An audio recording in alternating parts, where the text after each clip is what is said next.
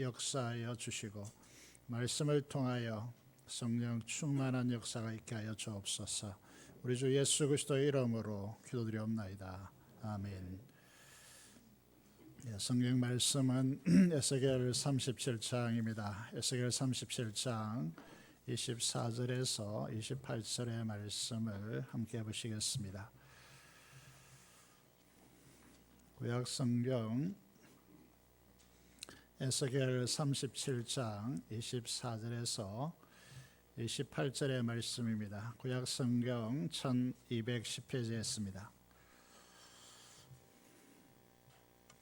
제가 읽도록 하겠습니다. 내 종 다윗이 그들의 왕이 되리니 그들 모두에게 한 목자가 있을 것이라.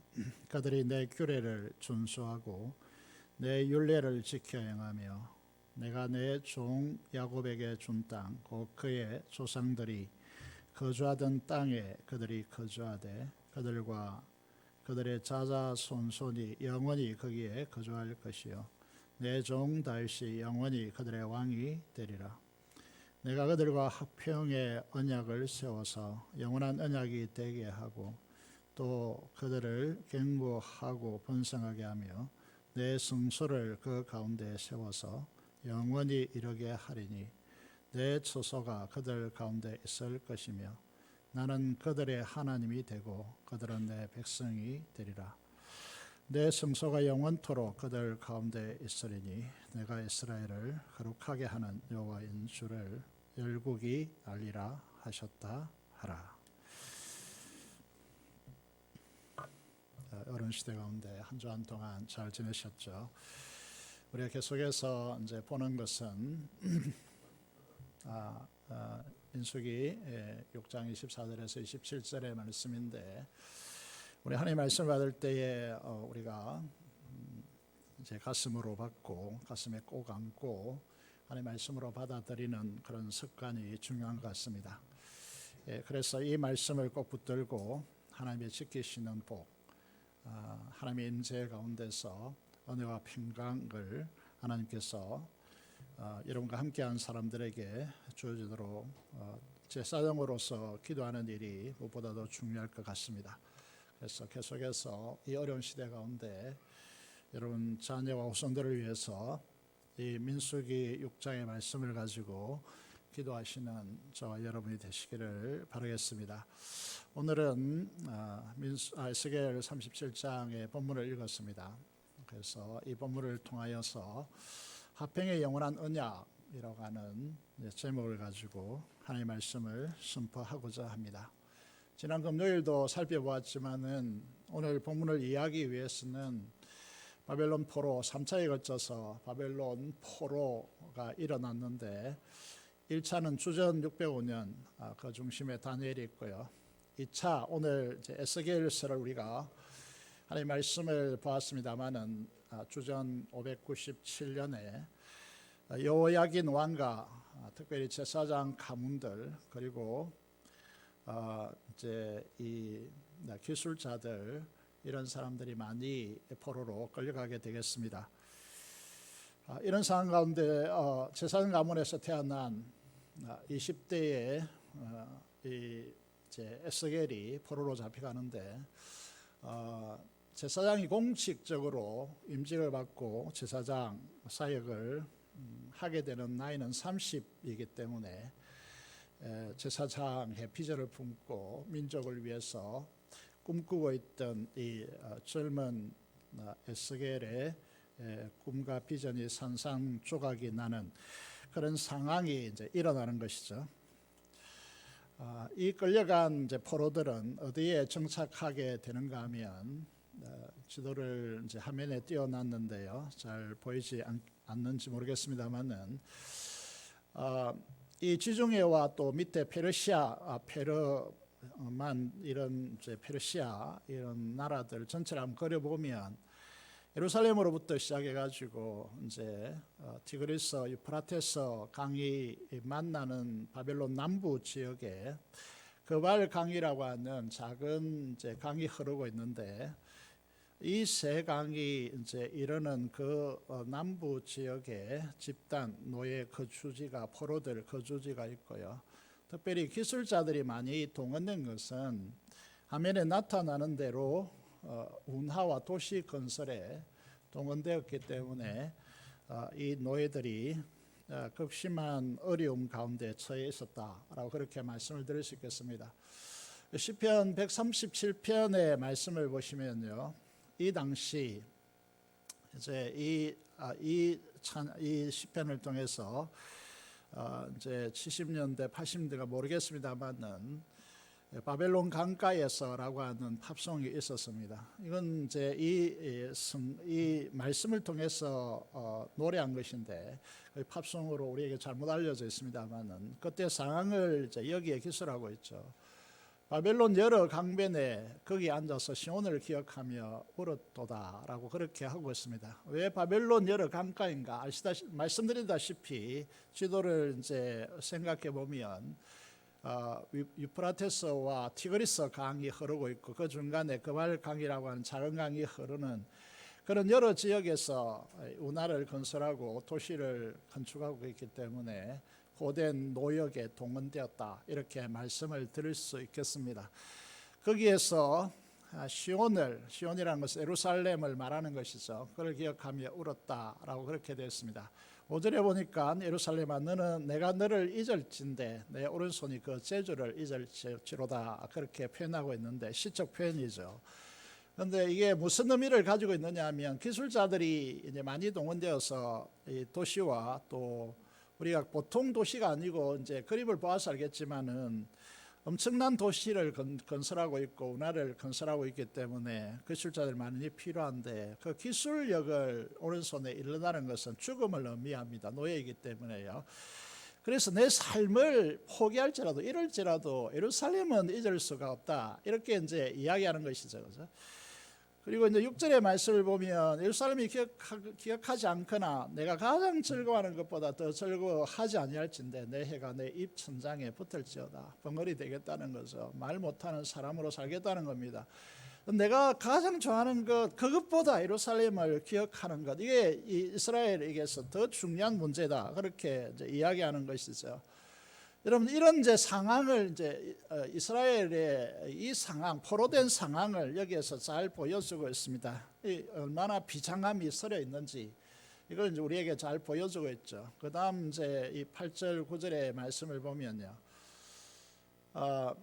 이렇게 이제 하나님 앞에 호소하고 있습니다. 어떤 호소냐 하면 좀 말이 되지 않는 부분인데 아무리 이제 포로를 잡혀가지고 힘든다 할지라도 이렇게는 하나님 앞에 하나님 백성이라면 기도할 수 없는 문제인데 어떻게 기도하고 있느냐 하면, 여러분, 내게 갚는 자가 우리에게 행한 대로 갚는 자가 복이 있다, 이렇게 하면서 9절에 보면 특히요, 내 어린 바벨론에 태어난 어린 아이들요, 이 아이들이 이제 이 바위에 메어 치는 자가 복이 있다, 이렇게 이제 이야기합니다.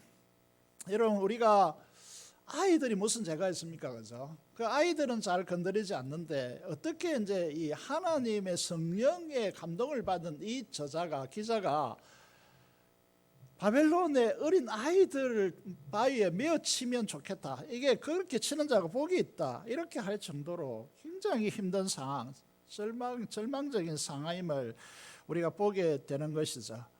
여러분, 우리가 아무리 힘들다고 할지라도, 아무리 이제 일본의 뭐 노예 국가가 된다 할지라도 그들의 아이들 이렇게 감히 기도할 수 있겠습니까? 그 얼마나 힘든가라는 사실을 이제 하나님 앞에 호소하고 있는 내용입니다. 그런데 이 30 에스겔의 절망이 뭐냐면, 그렇다 할지라도요, 이스라엘 포로된 이제 자들에게 희망이 하나였습니다. 그 희망이 있으면 견딘다는 것이죠. 그 희망이 뭐냐면 예루살렘이 존재하고 있고 그 예루살렘의 성전이 존재하고 있다면 아무리 고통스럽고 힘들어도 회복의 가능성이 있기 때문에 견디겠다, 이게 포로된 이스라엘 백성들의 마음이거든요. 그런데 문제가 일어나고 있습니다. 그게 12째 해 10째 달 5째 날에 이렇게 구체적으로 그 날을 적고 있습니다. 이제 그 적고 있는 이유는 뭐냐 하면, 이 10년이면 강산이 변한다, 이런 말 있지 않습니까? 12년 동안 견뎠습니다. 이 12자라고 하는 12 숫자라고 하는 것은 이스라엘 12지파 뭐 이런 상징적인 의미가 있는 거죠. 그죠? 12년이 딱 지난 열째 달 다섯째 날에 예루살렘에서 도망하여 온 한 사람이 에스겔에게 와서 뭐라고 이야기하느냐 하면 성이 함락되었다는 것입니다. 성이 함락되었다는 것은 무슨 의미를 가지고 있느냐 하면 느헤미야 1장 3절을 화면에 띄웠는데요. 이 보시면요, 예루살렘 성은 허물어지고 성문들은 불탔다, 이렇게 동일한 상황에 대해서 이제 느헤미야에게도 보고가 들어가고 에스겔에게도 이제 보고가 들어가는 것이죠. 이 상황을 종합해 보면 여기 예루살렘 성이 허물어졌고 성문들은 불탔고요. 그래서 느헤미야 이제 그 성을 다시 재건하는 역사를 가져가죠, 그죠? 그리고 이제 예루살렘 가장 중요한 핵심은 뭡니까? 시온성이라고 부르는 이유는 어디에 있습니까? 거기 하나님 임재가 있고 하나님 임재를 상징하는 것이 예루살렘 성전이죠. 이 성전이 파괴되었다는 겁니다. 그러면 어떤 상황이냐 하면 한 가닥 남은 희망, 이스라엘 백성들이 그렇게 고역 가운데 살아가는 이 삶에 버티는 버팀목이 되었던 예루살렘 성전이 무너진 거, 해파된 거, 파괴된 겁니다. 그러면 이제 절망하죠.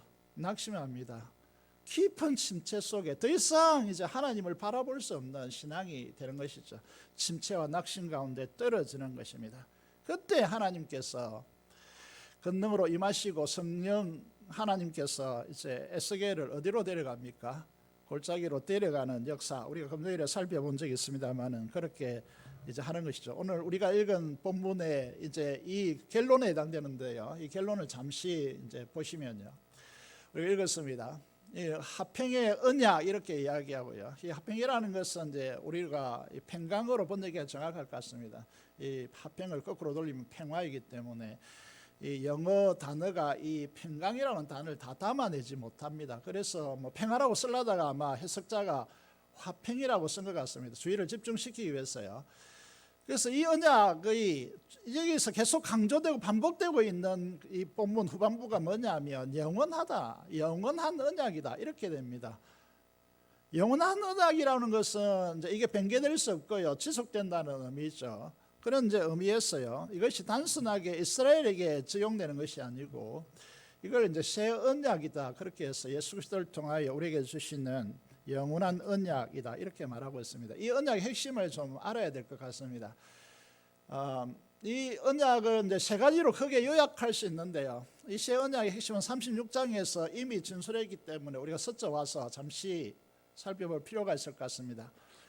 두 가지로 이제 말씀을 드릴 수 있는데, 우선 첫 번째로 24절 25절을 거쳐서요, 고국 땅으로 이제 바벨론 포로에서 돌아오게 하겠다, 고국 땅으로 들어갔어, 이렇게 됐습니다. 이거는 영원한 언약이기 때문에 단순히 이스라엘이 바벨론 포로에서 1차, 2차, 3차에 의해서 바벨론 포로 귀환이라고 하는 측면을 이야기하는 것이 아니고 우리가 하나님 나라라고 하는 그리스도 안에 있는 영토를 의미하고 있습니다. 이 고국 땅이라는 것이요. 그래서 그리스도 안에 불러들이겠다, 이렇게 말하고 있고 25절에 보면 맑은 물로 너희를 씻겠다, 이렇게 이야기합니다. 물을 너희에게 뿌려서 너희로 정결하게 하되 너희 모든 더러운 것에서와 모든 우상 숭배에서 너희를 정결하게 하겠다, 이렇게 말하고 있습니다. 이게 영원한 언약적 측면에서 보면요, 우리로 하여금 이제 하나님의 자녀는 하나님의 말씀대로 살아야 됩니다. 그런데 하나님의 자녀들이요, 이스라엘이 어떻게 살았냐면 열국의 제사장 나라로 세웠는데 그들이 세상적 방식으로 살고 하나님의 말씀을 버린 것입니다. 그래서 그들이 만문과 탐욕이라고 하는 우상을 쫓아서요, 하나님을 섬기는 대신에 그 우상을 쫓아서 살아간 것입니다. 그러면 어떻게 되어지냐 하면 좀 이따 말씀드리겠습니다만은 그들이 죽은 존재와 같이 되어집니다. 하나님의 말씀에 반응할 수 없는 그런 존재가 되어집니다. 오랫동안 그렇게 살았기 때문에 이제 죽음을 넘어서서 아예 반응할 수 없는 그런 존재를 가리켜서 마른 뼈다, 이렇게 표현하는 것이죠. 그와 같이 되었다는 것입니다. 그런 자들을 어떻게 하나님께서 살려내느냐라고 하는 것이죠. 그래서 오늘 우리가 이제 기억해야 될 첫 번째 것은요, 주님의 십자가 보혈과 그 죽으심으로 우리의 죄를 정결하게 하셨다라고 하는 것입니다. 우리가 이제 그리스도인들이 교회 안에서 자칫 잘못하면 율법주의로 변화될 수 있는데요, 율법주의라는 것은 사람들을 바라볼 때 그들의 잘못된 행동, 도덕적인 그런 잘못된 행동을 보고 막 책망하고 그걸 고치겠다고 하는데요, 그건 고쳐지지 않습니다. 착각하지 마십시오. 그래서 막 제가 계속해서 이제 에스겔 후반부를 오면서 에스겔을 강의하면서 이렇게 말씀드렸죠. 옳은 것의 잣대를 가지고 성도들을 바라보지 말라라고. 여러분, 이 죄의 문제는 도덕적인 무슨 잘못 이런 그 개념을 넘어서서 거기에는 죄에는 세력이 있습니다. 죄는 반드시 세력이 동반되어 있습니다. 그 말은 무슨 말이냐면 사탄과 그 악한 영이 개입되어 있다는 거죠. 그래서 근세라고 하는 것입니다. 이 근세는요, 우리의 이게 학문이나 또는 지식이나 성경 공부나 뭐 이런 것을 통해서 고쳐지는 것이 아닙니다. 이것은 근세의 문제로요, 예수 그리스도께서 왜 하나님의 아들이심에도 불구하고 이 땅에 오셔서 십자가에 죽겠습니까?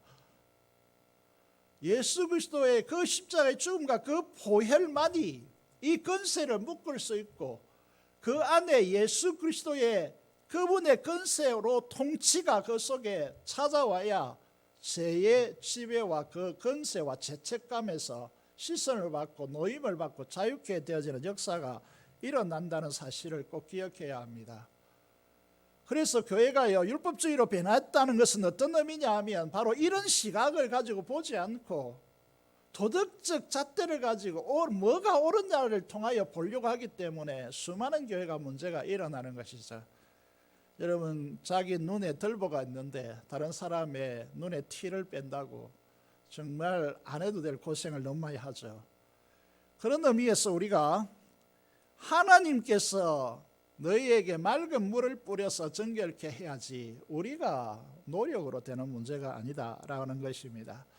두 번째, 이제 점점적으로 더 중요한 부분의 내면으로 깊이 들어가고 있는데요, 에스겔 36장 26절의 말씀을 보시면요, 이렇게 돼 있죠. 새 언약에서 가장 핵심적인 부분을 이제 시작하고 있습니다. 그게 제 시선 받은 그들에게 새 영을 너희 속에 두고, 이렇게 됐습니다. 너희 속에 두고 새 마음을 너희에게 주고, 이렇게 되어 있습니다. 우선 영의 문제를 생각해 봅시다. 우리가 로마서 8장 6절의 말씀을 보면 육신의 생각은 사망이요 영의 생각은 생명과 평안이니라, 이렇게 되어 있습니다. 여기에 대해서 사회재판에서 열심히 공부하겠지만은요, 공부한 분들도 많고요. 그런데요, 여기에 보시면요, 이 영은 성령을 말하는 것이 아닙니다. 우리 속에 있는 영을 말하는 것입니다. 불신자들에게는, 하나님을 믿지 않는 자들에게는 이 영이 없습니다. 차원이 전혀 다른 문제죠. 우리에게는 뭐가 있다고요? 영이 있습니다. 하나님께서 사람을 흙으로 만드시고 그 코에 생기를 불어넣으심으로, 하나님의 호흡이죠, 불어넣으심으로 살아있는 영적 존재가 되었다, 생명이 되었다, 이렇게 됩니다. 이때 말한 영입니다. 우리는 예수 그리스도를 믿으면 부활의 영, 생명의 영이 우리 안에 들어옵니다. 인간의 가장 핵심적인 것은 이 영인데 사람들은 이걸 보지 못하고 알지 못하기 때문에 믿는 자나 믿지 않는 자나 별다른 다를 것이 없다라고 생각을 합니다. 그럼 근본적으로 다릅니다. 이거는 하늘과 땅 차이입니다. 하늘이 땅에서 높은 같이, 그렇게 근접할 수 없는 하늘이 있는 같이, 이건 엄청난 차이라는 거죠. 그래서 우리가 보이지 않지만 확신해야 됩니다. 그게 뭡니까? 우리 안에는 하나님께서 부여하신 영이 있다는 것이죠. 이 영이 있어야 하나님을 알 수 있고 하나님과 대화할 수 있고요, 하나님을 만날 수 있습니다. 영이 없는 사람들은 하나님을 인지할 수가 없어요. 하나님을 만날 수도 없고요, 하나님 말씀도 들리지 않습니다. 여러분, 그런 의미에서요, 이 하나님의 영은 예수 그리스도를 믿는 자에게 주시는 하나님의 놀라운 축복이기 때문에 여러분에게 이 영이 주어져 있다는 사실을 기억해야 됩니다. 두 번째로요, 이 너희 육신에서 굳은 마음을 제거하고 부드럽고 새 마음을 주겠다라고 새 언약에서 말씀하고 있습니다. 여러분, 우리가 이제 우리 육신의 장기를 보시면 보이지 않지만 심장이 있습니다. 오늘 뭐 내시경 이런 걸 통해서 뭐 의사들이 들여다보는데요, 보이지 않죠. 그렇지만 존재하잖아요. 그죠? 그런데 심장 또 간, 콩팥 이런 것이 굳어지면 어떻게 되죠? 이걸 쾌화현상이라 그렇게 이야기하고 더 넘어가면 죽습니다. 사람이 기능하지 않으면요. 우리 교회도 뭐 한쪽 콩팥을 떼서 수술하는 그런 분도 있는데요. 그런 이제 부분을 생각해 보면요. 문제는 이제 이것보다 더 중요한 문제가 마음의 문제입니다. 마음이 굳어져 있다면, 이 굳어지는 이유는 불순종하기 때문에 굳어지는 거거든요. 말씀에 불순종하면 마음이 굳어집니다. 이거는 육신의 장기 수술하면 될 것 같은데 이 마음이 굳어지면 방법이 없습니다.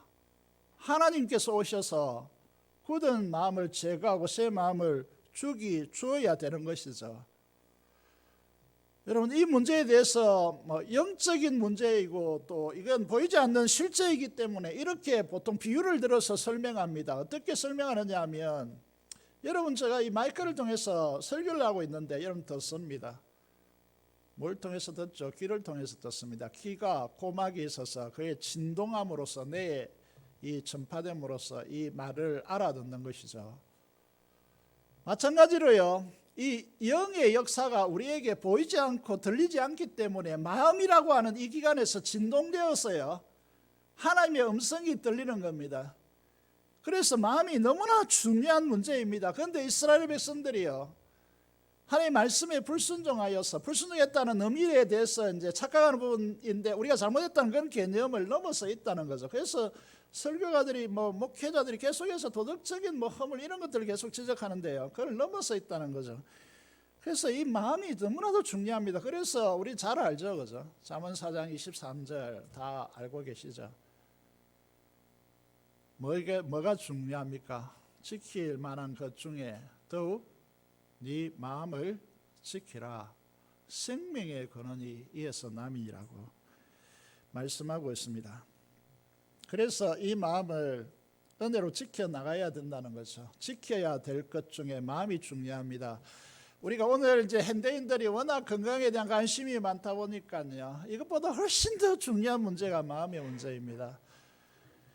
여러분, 이 마음을 지켜야 한다 이렇게 말씀하고 있고요, 이 마음이 말씀의 순종을 통하여서 지켜내야 한다 이렇게 말씀하고 있는 것이죠. 세 번째 문제예요.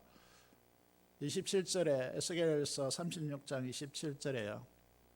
하나님께서 내 영을 너희 속에 두어 이랬습니다. 이 영은 성령 하나님을 말합니다.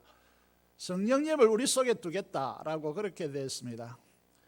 율례를 행하게 하리니 너희가 내 규례를 지켜 행할지라. 여기에 자세히 보시면요, 여러분 내가 순종하고 결단하고 순종하기로 결단하고 말씀을 지켜보겠다 결단하고요, 노력해보겠다 이렇게 노력해가지고 되는가요? 잘 되지 않습니다. 신앙의 핵심은 여기에 있습니다. 기독교는 종교가 아닙니다. 종교는요, 내가 노력해서 어떤 수준에 올라가는 것을 이제 종교에서 추구하고 있는데 기독교의 본질은 그게 아니에요. 그래서 노력 아닌 순종이 중요하다 이렇게 이야기하는 이유가 여기에 있습니다. 우리 내면을 잘 들여다보시면요, 우리 속에 하나님께서 성령을 보내주시고 우리 안에 성령께서 내주하십니다. 그 성령께서 우리 거듭난 영에게 말씀하십니다. 말씀하시면 이 영의 성령께서 영의 역사하시는 것을 마음이 진동으로, 마음이 이제 감동으로 감동이다 이런 표현을 쓰죠.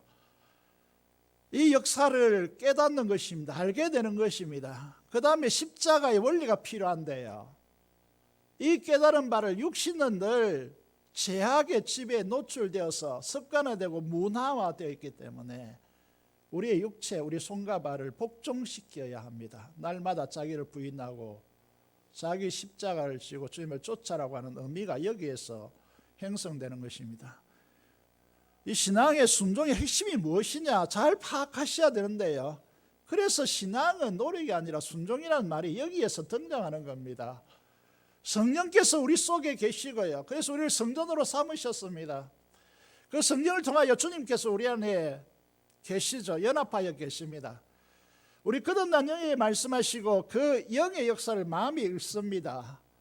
이게 이제 마음이 읽으면 어떤 현상이 일어나죠? 회개라든지 또는 여러분 열정이 일어나고 뜨거움이 일어나고요, 고쳐야 될 것들을 고치게 되어지는 이 깨달음이 일어나는 것이죠. 그죠? 그래서 우리에게 가장 중요한 역사가 뭐냐 하면 성령의 역사입니다. 성령의 역사를요, 사도 바울의 관점을 전체적으로 통괄해서 좀 설명해 보면요, 사도 바울은 이렇게 설명합니다. 우리 속에 이제 대표적인 것이 이제 고린도전서 12장 3절인데, 우리에게 이 역사요, 이 역사가 보이지 않는 역사이기 때문에요, 이 역사를 알 수가 없습니다. 그래서 성령 하나님을 우리에게 보내주셔서 하나님께서 대가 없는 선물로 주신 호의, 이걸 은혜라고 하는데, 은혜로 주신 것들을 알게 하려 하십니다라고 말하고 있습니다. 이게 사도 바울의 신학의 핵심이에요. 할매 역사야. 여러분, 이 엄청난 세계 안에 들어와 있으면요, 흥분이 됩니다. 내가 죽었다 100번 깨어나도 나는 기독교를 선택하겠다, 이렇게 되는 거죠. 또 하나의 핵심은요, 요한사도를 들어가서 보면 요한복음 14장 17장을 한꺼번에 요약해 보면 이런 것입니다. 여러분, 창세전에요, 이 우주가 만들어지기 전에 이 예수 그리스도 성자를 조작하여 만들었다, 이렇게 말하지 않고, 이 이제 신비인데요, 하나님께서 아들을 낳았다, 이렇게 말합니다. 조작한 건 로봇이고요, 낳은 것은 생명을 자신을 분여하는 것이잖아요. 그런데 거기에 창세전에 하나님께서 하나님 자신의 영광, 그건 이제 신적인 존재로 구정되는 그 영광을 이 아들에게 부여했다라고 했습니다. 그래서 하나님이 되게 하셨다, 이렇게 말합니다. 아들에게 준 그 영광을 예수 그리스도를 믿는 우리에게 그 동일한 영광을 예수님께서 분리하셨다, 이렇게 되었습니다. 그러면 이 두 존재는 뭐죠? 같은 하나님의 자녀들입니다. 그래서 이 두 존재가 결혼하는 거예요. 예수 그리스도 연합이 가능한 거예요. 여러분이 뭐 개와 결혼하면 이거는 어떻게 되는 거죠? 불가능하죠, 그죠?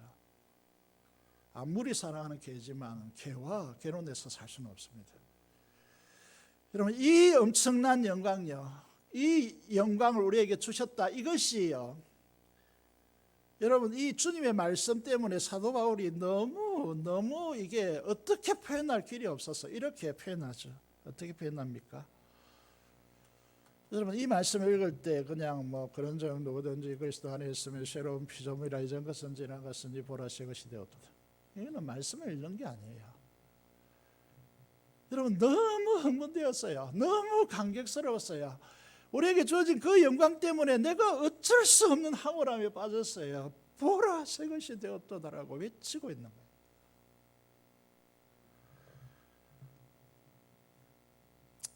여러분, 이 사실을 여러분들이 인지하십니까? 이게 기독교예요. 이게 하나님의 자녀들이란 말이죠. 오늘 이렇게 좀 인사해 보면 좋겠습니다. 어차피 뭐 마스크를 썼기 때문에 얼굴은 잘 안 보이고 잘 되었습니다, 그죠? 야, 나 좀 봐봐. 내 얼굴 보지 말고 내 속 사람 좀 봐봐. 내 안에 성령께서 계시고, 이 천지를 창조할 성령께서 계시고, 그 하나님께서 새롭게 창조하여 분리한 영이 있고, 내 마음은 정말 깨끗하고 맑고 새로운 마음으로 하나님께서 수술하여 준 거다, 이렇게. 내가 정말 멋지지 않느냐고, 그죠? 이 당당함으로 우리가 서로를 바라봐야 되지 않겠습니까? 말하지 말고 한 눈빛을 한번 보세요, 여러분. 부부는 안 봐도 되는 거예요. 네, 한번 보세요, 그죠? 달리 안 보입니까? 달리. 그죠? 그래서 우리 그리스도를 향하여서 우리가 딱 주님 앞에 마지막 날에, 그죠? 주님 앞에 섰을 때 두 가지를 가지고 평가하죠, 그죠? 두 가지가 뭡니까? 착하냐라고 하는, 착하냐. 네가 착하냐라고 하는 것이 착하냐. 이렇게 했는데 착하지 않을 수가 있겠습니까? 두 번째로요, 충성되냐라고 하는 것입니다. 성령께서 우리 안에 들어오셔서 우리 영으로 역사하시고, 거기에 마음이 맑다면, 그죠? 마음이 착하다면 이게 순종하고, 그죠? 그 육신을 쳐서 복종시키는 데 우리가 훈련해서 하나님 앞에 설 때에 하나님께서 우리에게 이런 칭찬을 하시는 거죠. 이런 착하고 충성된 종아. 여기에 이렇게 이야기하면요, 교회에서 열심히 내가 안 해서 뭐 이런 개념은 찾지 마시고, 우리가 바라봐야 될 건 성령께서 우리 안에 어떤 역사를 가지고 가셨고 또 하나님께서 어떻게 우리에게 역사하셨는가를 보셔야 된다는 거죠. 그런데요, 이스라엘 백성들이 어떻게 했다고요? 출애굽기 19장부터 출발하면 이스라엘이 출발하는 지점이죠. 시내산에 이제 출애굽하여서 구속받은 이스라엘 백성들이 시내산에 이르게 되죠. 거기에서 하나님께서 말씀을 선포하십니다. 너희는 열국의 제사장 나라다, 이렇게 선포하십니다. 그래서 너희는 말씀대로 살아야 한다, 순종하며 살아야 된다, 이렇게 말하는데, 지금 세상은 어떻게 살고 있느냐 하면 아까 말씀드린 대로 만문과 이런 이제 이게 만문을 통해서요, 자기가 주인되는 세상, 자기가 이제 축적하고 착취하고 축적해서 사람들을 위해 군림하고 그것을 이제 더 나라로 만들고 제국주의를 만들어서 침탈하여서 빼앗아오고 더욱더 축적해서요, 많은 나라들 노예화 만들고 그 위에 영원토록 군림하고자 하는 것이 뭐 아수르, 바벨론, 뭐 이집트, 로마, 헬라, 이런 세계잖아요. 지금도 뭐 그런 이제 꿈을 다 꾸고 있는 것이죠. 그래서 뭐 최근에 나온 지도를 보니까요, 예언가가 그랬다면서 대한민국이 중국 만주와 뭐 밑에 지역을 다 장악했어요. 2030년인가 그랬대요. 이 코로나 사태가 우리나라를 그렇게 만들어가면 좋겠어요. 저도 그림 봤습니까? 김정은이가 죽었는지 어떻는지 잘 모르겠습니다만은, 여러분 어떤 의미에서 보면 그렇게 뭐 가면 난 좋겠습니까? 그죠? 그래서 우리나라가 더욱더 쓰임받으면 좋겠는데, 그런데 문제는 뭐냐 하면 이스라엘이 이런 제국주의에 계속 침공을 받으면서 그들에게 물들어갔다는 거예요. 제사장 나라의 사명을 포기했다는 거죠. 그래서 어떻게 됐습니까?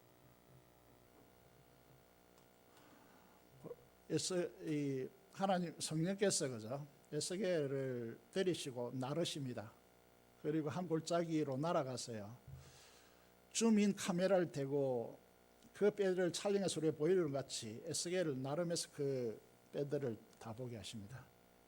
11절에 보니까요, 그들이 누굽니까? 인자야, 이 뼈들은 이스라엘 족속이라. 그들 스스로 말하기를 우리의 뼈들이 말랐고 우리의 소망이 없어서 우리는 멸절되었다. 시온의 제사장 나라가 왜 이렇게 됐는가 한탄하고 낙심하고 침체 가운데 스스로 절망하고 있는 모습을 우리에게 보여주고 있습니다. 그렇다면 우리 조국의 교회 상황은 어떠합니까? 지난주에도 우리 자아상을 들여다 보셔야 된다, 이렇게 말씀을 드렸죠. 한국교회 주를 성수한다고요, 예배를 잘 드린다고요, 11조를 잘 하신다고요, 헌금생활 잘 한다고요, 이건 우리의 자아상이 아닙니다. 그건 기본이지, 토대지. 우리의 자아상은 뭐냐라고 할 때요, 이 제사장 나라로서의 사명요, 잃어버린 양에 대한 애타는 마음요,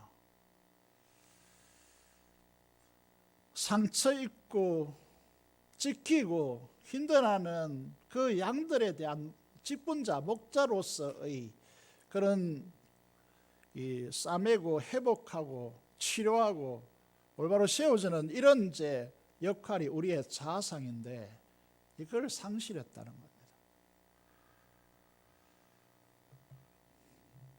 이 자아상이 무너져 있다는 겁니다. 그래서 마른 뼈라는 것, 죽으라고 하나님의 말씀을 듣지 않는다는 것입니다.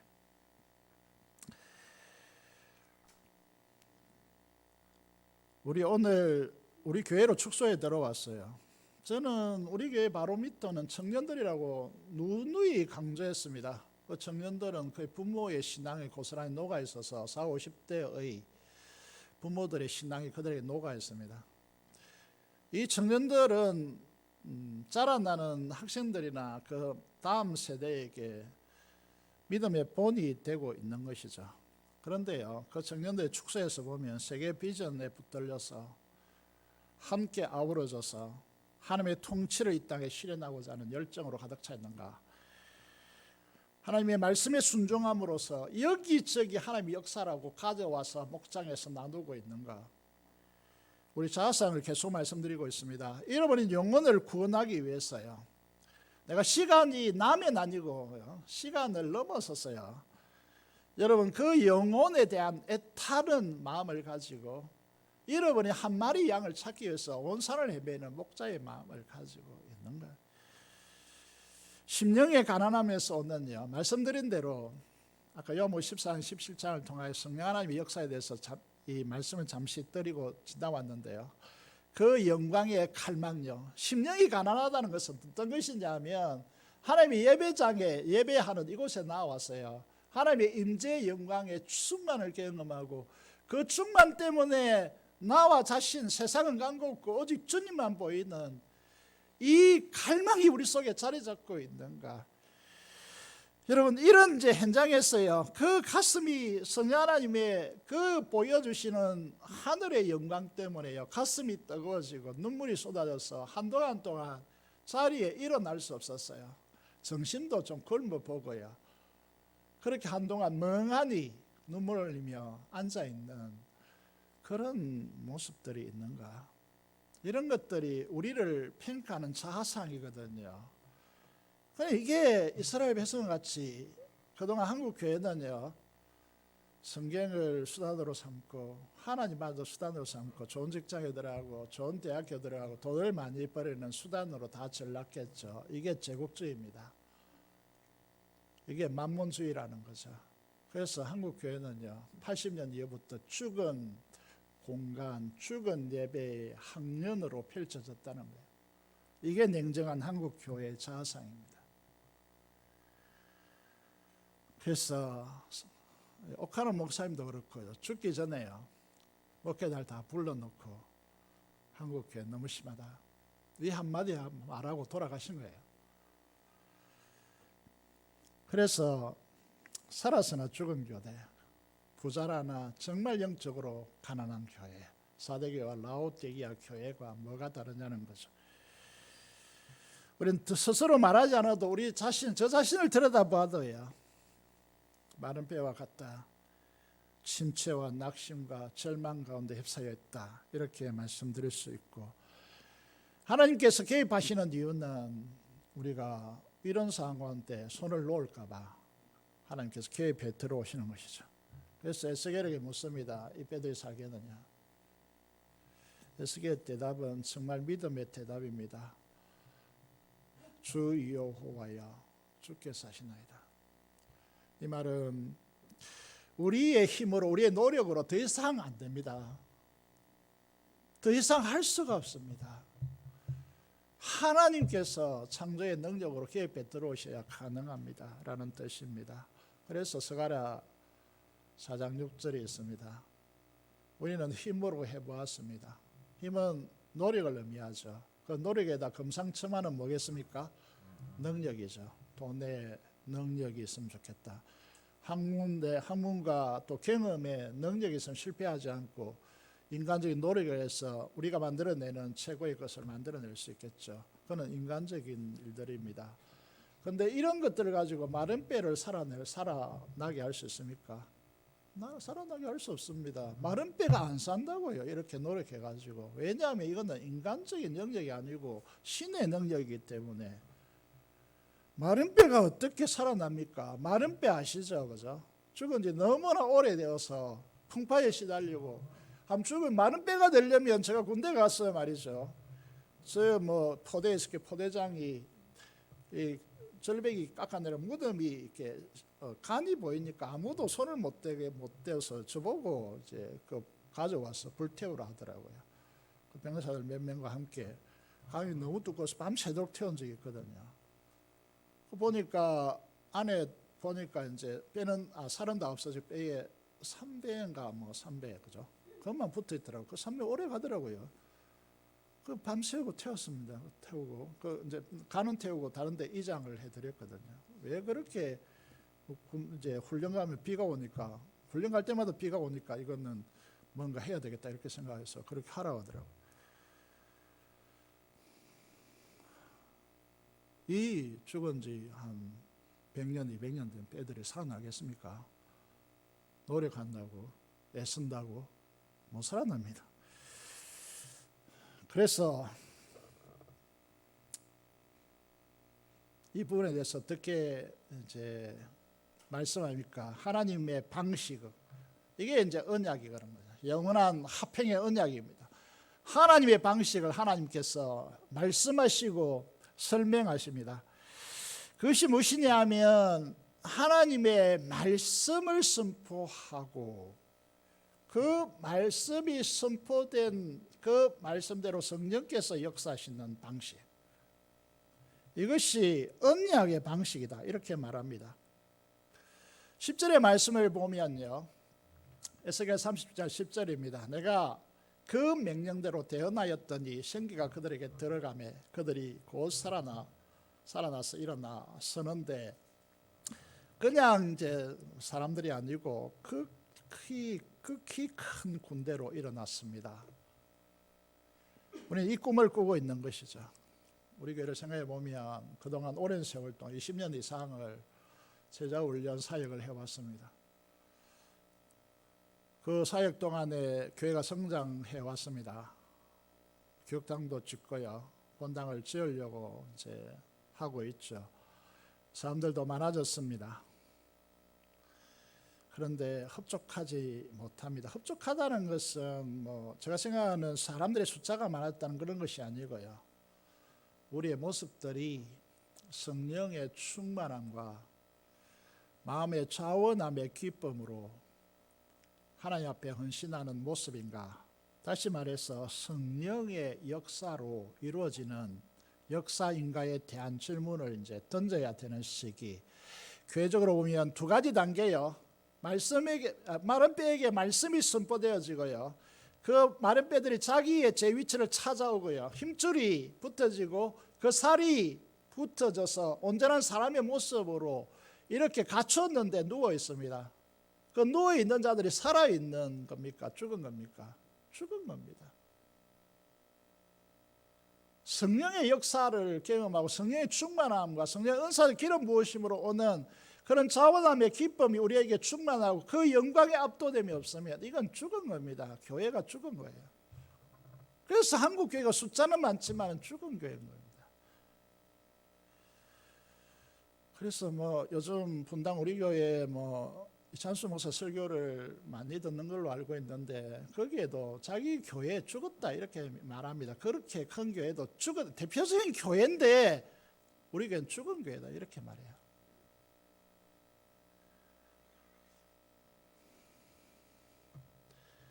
생기의 바람이 불어야 됩니다. 그래야 마른 뼈가 살아납니다. 지배하고 군림하고 통제하고 그런 방식이 아니라 서로 복종하는 방식이요. 조직에 의해서 억압해서요, 피로 의해서 움직이는 그런 것이 아니고요, 자원하여 움직이는 그런 공동체예요. 서로 피차 복종하는, 에베소서 5장 21절의 말씀대로 서로 복종하는 교회로 탈바꿈할 수 있습니다. 다음 그림을 보시면요, 성령의 역사가 뭔가 하면 성령 하나님의 역사에 의해서 나타나는 하나님의 행하심 역사가요, 이제 벽돌로 집을 짓는데 그 집이라고 나타나는 역사이죠. 우리에게 나타나는 역사입니다. 그런데 이거는 뭐가 있습니까? 벽돌이 있어야죠, 그죠? 벽돌만 있어서 됩니까? 저는 집을 많이 지었기 때문에, 제가 집을 지었다 이 말은 제가 어릴 때 집을 많이 지어서 노동에 착취돼서 동원됐다 이 말입니다. 교회당도 짓고요. 그런데 거기에 이제 핵심적인 것이 뭡니까? 시멘트를 이겨가지고 부지런히, 저는 일본말로 해서 죄송합니다만 시답니다. 그래서 부지런히 퍼올라야 돼요. 막 이렇게 비벼가지고 그렇게 많은 일을 했습니다. 이게 있어야 집이 됩니다. 벽돌은 말씀이고요, 이걸 결합시켜서 하나님의 역사를 만들어내는 것은 뭡니까? 기도입니다. 기도가 없으면 하나님의 역사가 나타나지 않아요.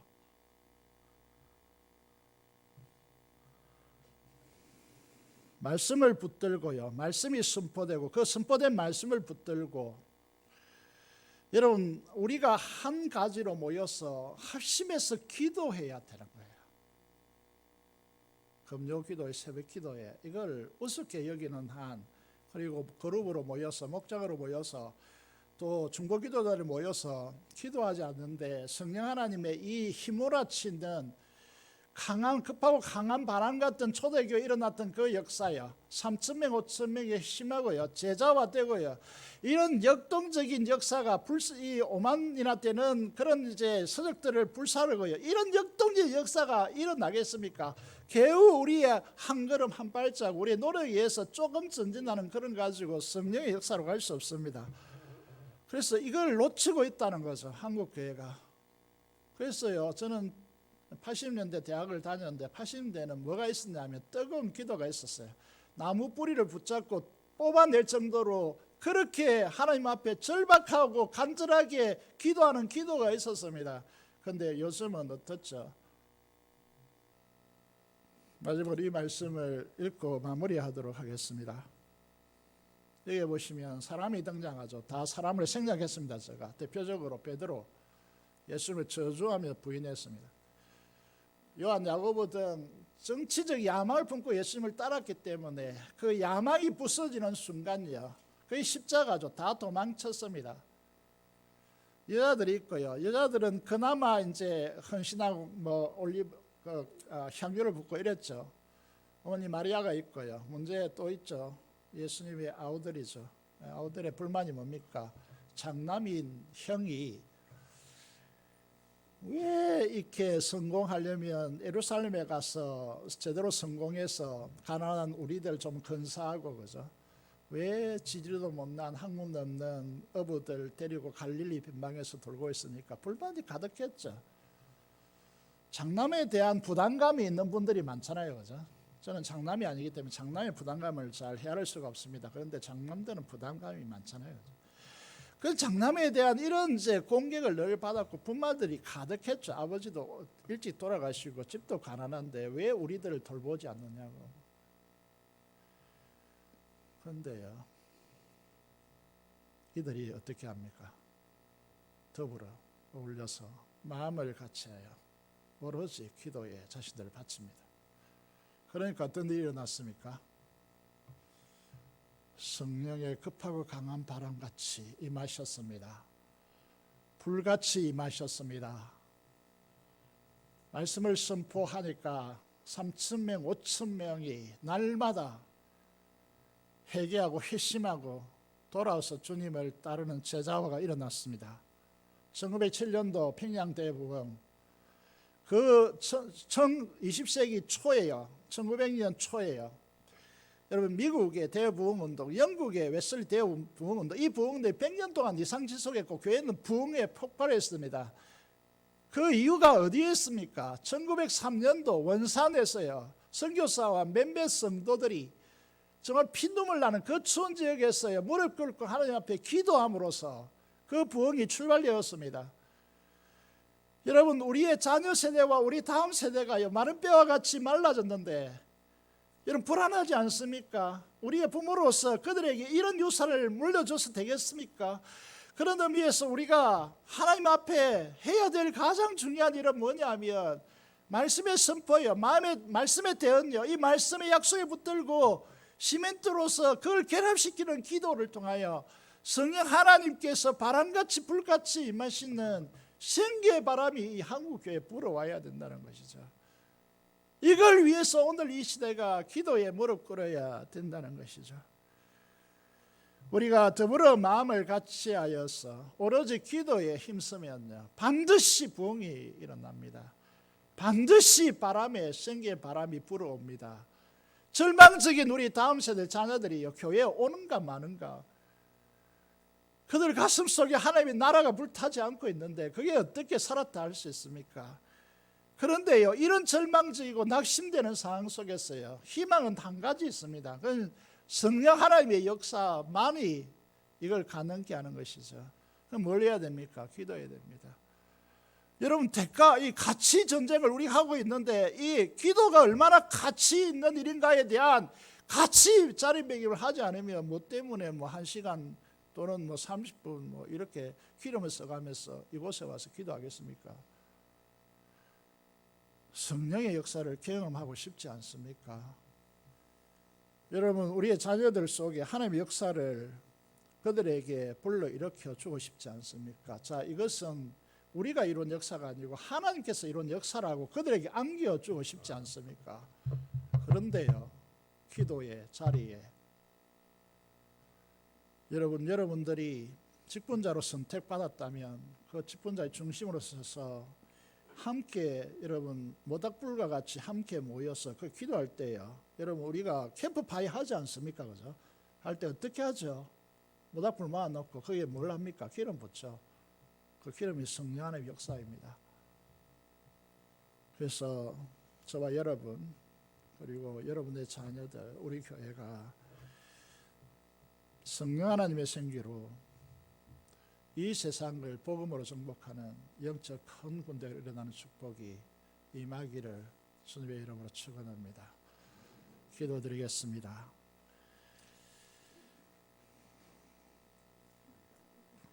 하나님 아버지, 우리를 새롭게 하여 주시고 성령 충만한 역사로 하나님의 역사가 드러나기 위해서 기도로 헌신하겠습니다.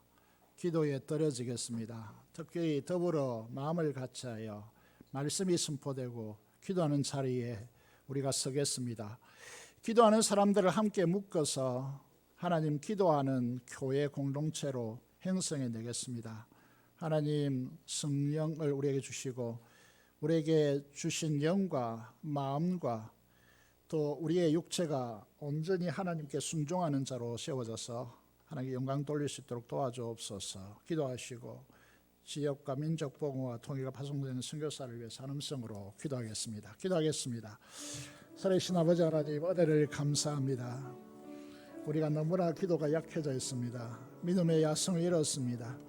지극히 사랑하는 하나님의 선물, 믿음으로 오직 아버지 하나님 하나의 역사를 가져올 수 있는 성령 충만한 자들이 되게 하여 주시고 은사적 기름 부으심으로 기도에 헌신하는 사람들이 될 수 있도록 도와주시고, 그래서 초대교회가 급하고 강한 바람같이 임하시는 성령 하나님의 역사로, 불같이 우리에게 임하시는 성령 하나님의 뜨거운 역사로 하나님의 역사가 일어났던 것처럼 우리에게도 그런 역사를 주시옵소서. 이 지역 복음화, 민족 복음화 붙들고 늘 우리가 헌신하며 나아갈 수 있도록 도와주시고 피 없는 통일 속히 허락하여 주시고 파송된 선교사를 통하여 일하여 주시옵소서. 감사를 드리며 우리 주 예수 그리스도 이름으로 기도드리옵나이다. 아멘. 184장 찬송 드리면서 준비한 헌금 드리도록 하겠습니다.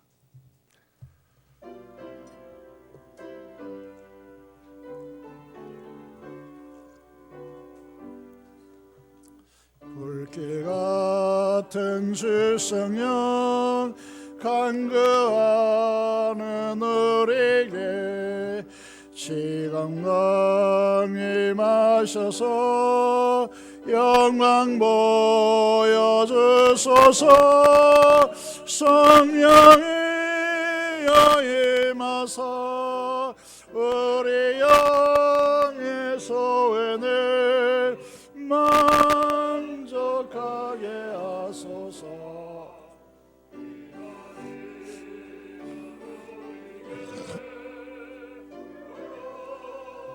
불러 충만하게 하소서.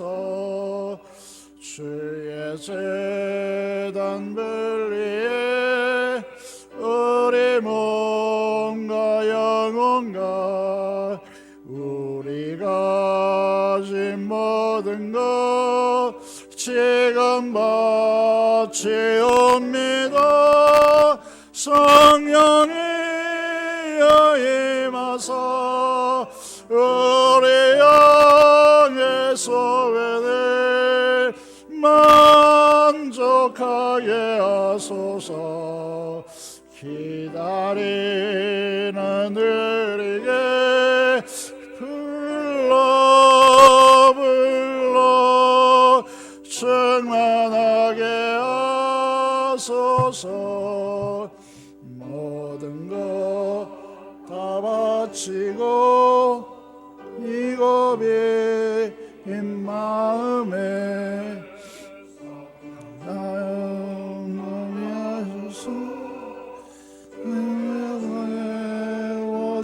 주소서. 성령이여 임하사 우리 영의 소원을 만족하게 하소서. 기다리는 우리에게 불러 충만하게 하소서. 구속하신 주께서 하나님 성령을 믿고 간구하오니 지금 내려주소서. 성령이여 임하사 우리 영의 소원을 만족하게 하소서. 기다리는 우리에게 불러 충만하게 하소서. 아멘. 감사 기도 드리겠습니다. 하나님 아버지 감사합니다. 오늘도 저들 불러주셔서 우리의 내면을, 우리의 속 사람을 잘 이해하게 하시고 우리로 하여금 성령 하나님의 생계의 바람으로 역사하시는 하나님의 역사만이 마른 뼈를 살아날 수 있게 할 수 있다는 사실을 배우게 되었습니다. 이를 위하여 저희들이 헌신하게 하시고 거듭난 자들이 기도로 더불어 마음을 같이하여 오로지 기도에 힘쓰는 자들이 되어서 이 땅에 식어져 버린 마른 땅과 마른 뼈와 같고 빈들의 마른 풀과 같은 이 조국 교회 상황 속에 저희 교회를 일으켜 주시고 기도의 정들을 묶어 주셔서 정말 기도를 통하여서 성령 하나님의 충만한 부흥의 역사가 이 조국 땅을 휘몰아치고 세계 선교를 감당할 수 있는 민족으로 다시 한번 기회 주시고 세워 주시옵소서. 하나님 아버지, 하나님 존재 앞에 나와서 물질로 하나님께 드립니다. 하나님 함량하여 주시고 믿음으로 드리는 이 모든 물질을 하나님께서 받아주시옵소서. 하나님 아버지, 11조와 목적 헌금을 따라 헌금하며 주일헌금을 드리며 특별히 감사로 주께 제사하는 주의 자녀들을 두 손들어 축복하시고 우리 성도들 이 어려운 시대 가운데 하나님의 풍성함의 공급하심이 넘치도록 하나님께서 역사하여 주시옵소서. 감사를 드리며 우리 주 예수 그리스도 이름으로 기도드리옵나이다. 아멘.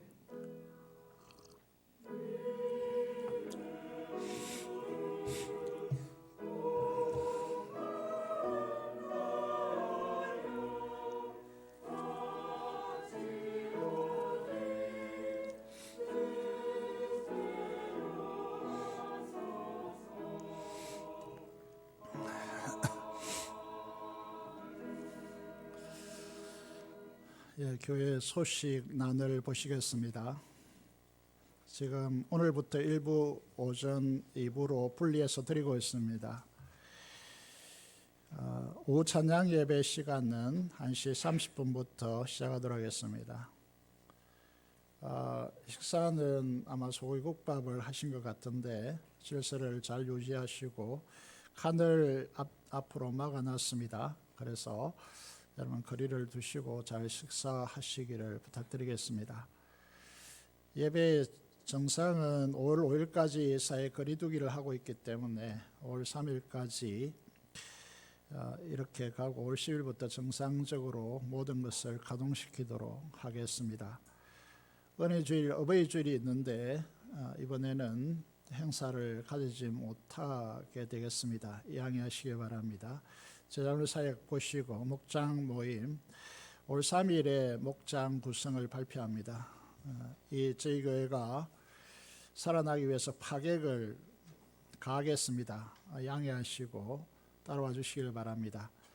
지역 전도 사역을 시작하겠습니다. 5월 14일부터 시작합니다.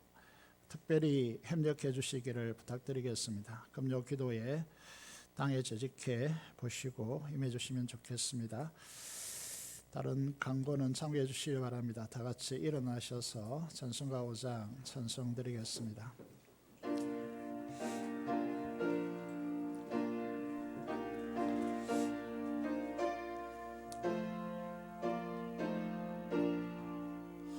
이 천시간 맘을 들어 복 주시는 주 여호와 전능 성부 성자 성령 찬송하고 찬송하세.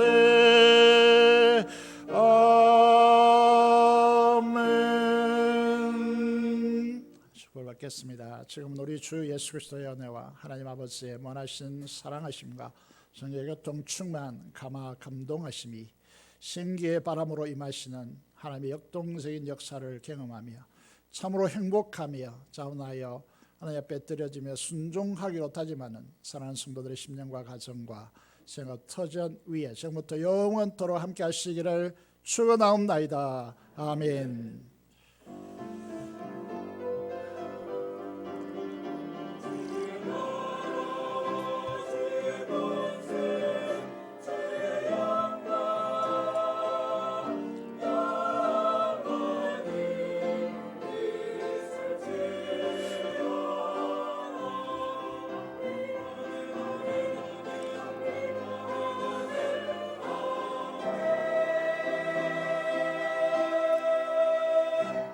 이상으로 2부 예배를 마쳤습니다. 감사합니다.